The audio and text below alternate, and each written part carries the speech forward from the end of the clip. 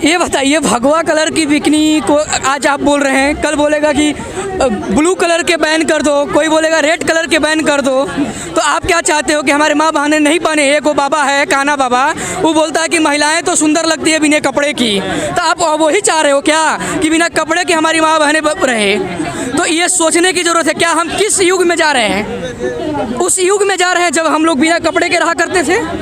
तो ये सोचने की ज़रूरत है। और कलर कपड़ा वो हर लोगों की चॉइस होती है। अकॉर्डिंग टू आर्टिकल 14 to 18 हमारी इक्वलिटी टू बिफोर लॉ की बात हो जाती है, और कहीं ना कहीं हमारे लोकतंत्र में स्वतंत्रता की बात की जाती है। तो हम कौन सा कलर पहनेंगे, हम क्या पहनेंगे, ये हमारा अपना खुद का चॉइस होता है। ये हमारा संविधान भी हमें अधिकार है। भगवा का अपमान है ये बताइए, कल हम एक आइडेंटिटी बना दें कि हम हमेशा ब्लैक और वाइट पहनते हैं, और कल किसी ने दूसरा पहना तो हम बोलेंगे कि इसका अपना अपमान है, ये हम ही पहनेंगे। तो ये तो कहीं ना कहीं किसी पार्टिकुलर सोच वालों ने, पार्टिकुलर लोगों ने कह दिया कि ये भगवा हमारा है। भगवा क्या उसका बाप का है लिखा हुआ? भगवा कोई भी पहन सकता है, सिर्फ वही थोड़ा पहन सकते हैं। हाँ, लेकिन जो वल्गैरिटी फैलाई जाती है, जो कहीं ना कहीं उससे रेप जैसी, आज 16 दिसंबर है, आज ही के दिन निर्भया केस बड़ा दर्दनाक हुआ था 2012 में। तो अगर मैं कोई भी हो, वो बॉलीवुड से हो, चाहे कोई भी व्यक्ति हो, चाहे कॉलेज की हमारी माँ बहनें हो,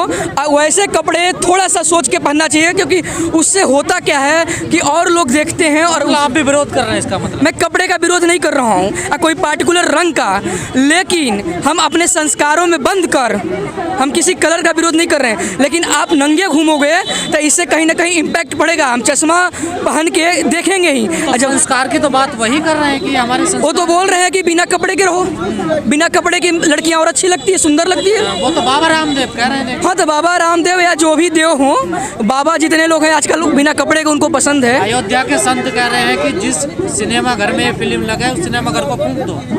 क्या ये एक लोकतंत्र में ये कहीं ना कहीं हिंसा को बढ़ावा देने का ये काम संत और जो मजहब वाले हैं, मठ वाले हो, इनको शोभा देता है? इनका तो काम होता है कि देश में शांति, संस्कृति को बचाना, शांत रहना।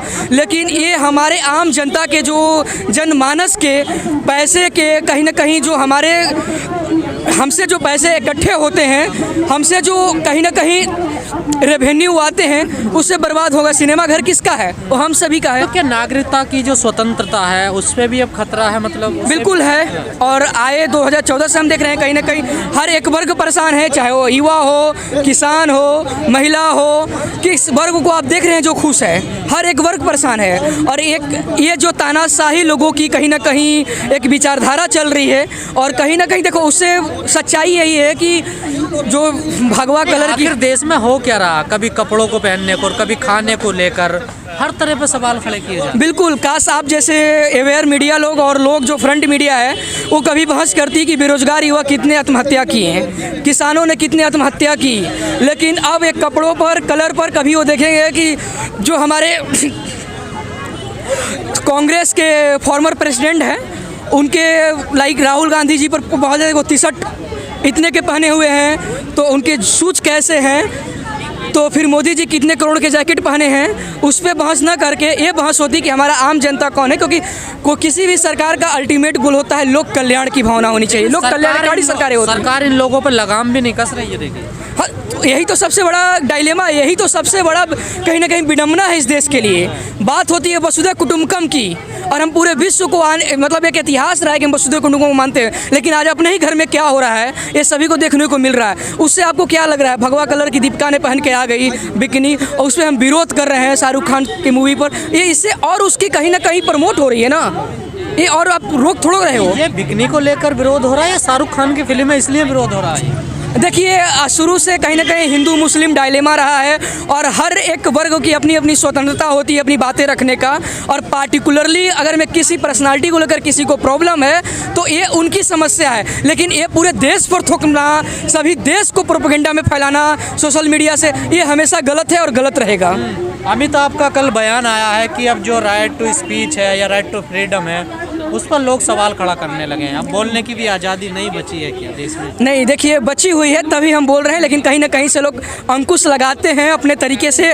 किसी को झूठी केस में अंदर डाल देंगे, किसी को बोलने पर अंदर डाल देंगे, तो किसी को पहनने पर रोक दी जा रही है। तो कोई स्टूडेंट है, अगर मैं उसको एग्जाम में स्कैम हुआ है तो आरटीआई लगाता है, डिमांड करता है तो उसको अंदर कर दी जाती है, प्रोटेस्ट करता है तो अंदर कर दी जाती है। अमिताभ इस बात को कह रहे हैं तो कुछ तो अमिताभ बच्चन देखिए महानायक हैं, और कहीं ना कहीं बहुत सारे उनके साथ जो एक वक्त था जो कहीं ना कहीं उनको विचारधारा उनकी बदल रही थी, विचार से जुड़े हुए थे।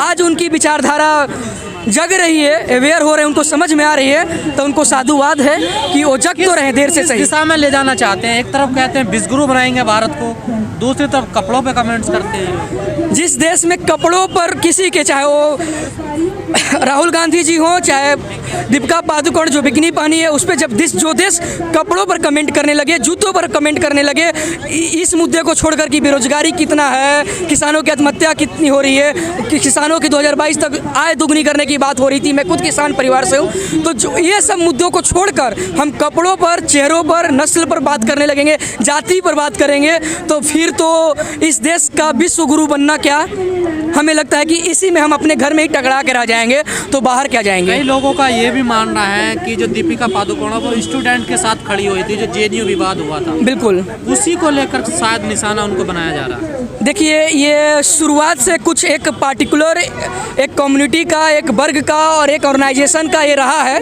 कि वो अगर मैं किसी के अगेंस्ट खड़ा होता है या किसी के सपोर्ट में, तो ये दो खेमे में बढ़ जाता है। इसी को कहते हैं कि कहीं ना कहीं ये विडम्बना है देश के लिए। आप जेपी आंदोलन को याद कीजिए, एक वर्ग था जहाँ युवा कहा जाता था, लेकिन आज है, हमने देखा कि चाहे रेलवे स्कैम हुआ हो, चाहे अभी जो आर्मी वालों के लिए, सेना में जाने के लिए लोगों को जो एक स्कीम लाया गया था, उस अग्निपथ योजना, उसका जो प्रोटेस्ट हुआ, हमारे देश की संपत्ति, सार्वजनिक संपत्तियों को जलाया गया, तो वो एक युवा अंदर जो आग चीज़ें होती है, वो आग को एक ज्वाला तो बनती है क्योंकि दर्द है, लेकिन जैसे ही ये विडंबना एक बना हुआ है और जैसे ही डायलेमा में हो तो प्रोपेगेंडा फैला दी जाती है कि तुम किसी और कम्युनिटी से हो, जैसे कोई एबीपी से, कोई एनएसआई से, युवा आज बटा हुआ है, कोई किसी ने लालच दिया वहाँ चला गया, तो ये युवा एक अपने आप में वर्ग होता है। युवा को कहीं ना कहीं एक यूनिटी के साथ है, विश्वविद्यालय परिसर में कर, ये युवा अपने आप में एक वर्ग है, तो युवा अपने हितों के लिए आवाज़ उठाएगा। उसके साथ अगर मैं कुछ पार्टिकुलर पर्सनालिटी आ रहा है, कोई सेलिब्रिटी आ रहा है, साथ दे रहा है, तो ये तो अच्छी बात है ना कि युवाओं के लिए कोई तो खड़ा हो रहा है। बाकी तो सब स्पिरिट कहीं ना कहीं डिप्रेस्ड करने में, उसको दबाने में लगे हुए हैं। आप हर जगह देखिए, यूपीएससी में ही देखिए, आप लेटरल एंट्री ला दी है, उसमें 300 सीटें आप कहीं ना कहीं उसको रिजर्व करके रख लेते हैं, तो उसमें हम सब फाइट करते हैं, और उसमें भी इंडिया वर्सेज भारत की एक डायलेमा चलती है। ये बहुत बड़ा कंसेप्ट है इंडिया वर्सेज भारत।